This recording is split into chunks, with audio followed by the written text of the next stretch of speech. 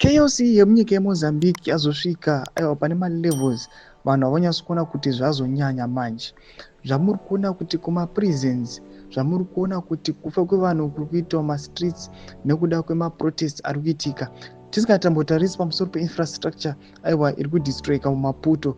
Vanhu vazonyatsokuona pamwe chete nemainternational observers kuti aiwa issue iri kuitika munyika yeMozambique must be addressed with immediate effect. Sanapinda mashoko adabuda ndakakupigira muzara nhasi.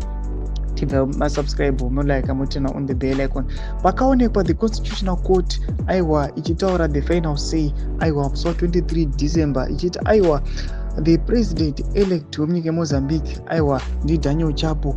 Asi chakashamisa vanhu ndechekuti sezvamunongoziva kuti aiwa vana Daniel Chapo Frelimo Party yange yakahwiniswa ne71%. Panguva inoi pakaonekwa kuti that percentage yange yadzika aiwa yasvika mu65%. Zvakaita kuti pamwe chete vana African Union nana European Union vachiona these figures vachimaona kuti achinge aita mavariance achinge achinja vakabva vatanga kususpecta vachiti the electoral commission yemunyika yeMozambique aiwa haisitombori credible. Zvakaita kuti zviignite pamwe chete nemacitizens pamwe chete nana Venancio Mondlane varambe vachiita madeadly protest.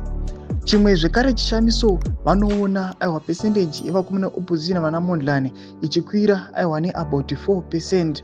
Vanhu zvavakati saka chikamboita kuti that percentage imbodzika in the first place and then mavotes ana Daniel Chapo ambokwira chimbori chii.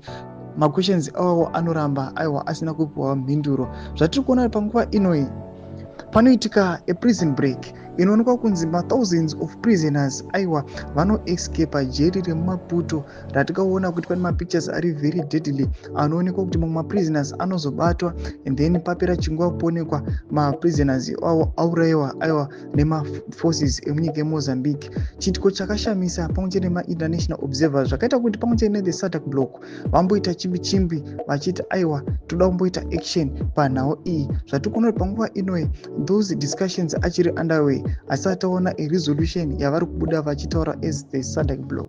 Mbudidza mafunguro enyu munoti kudii pamusoro pechiitiko ichi. Abva comment section medu mudze mafunguro enyu. Subscribe, like, channel on the bell icon.